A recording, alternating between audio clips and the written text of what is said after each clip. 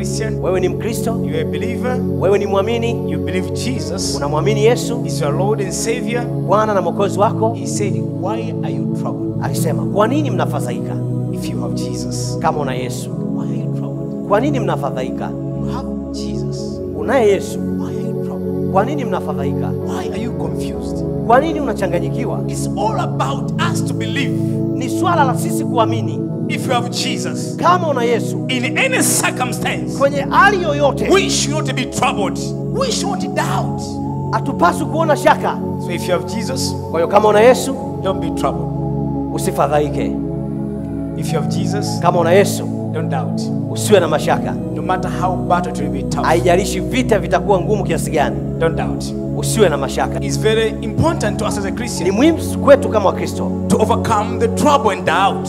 kushinda mafadhaiko, About challenge, the stuff is just there. That's the war. changamoto na mambo mengine yapo pale, Just war. yapo. Jesus Christ loves you.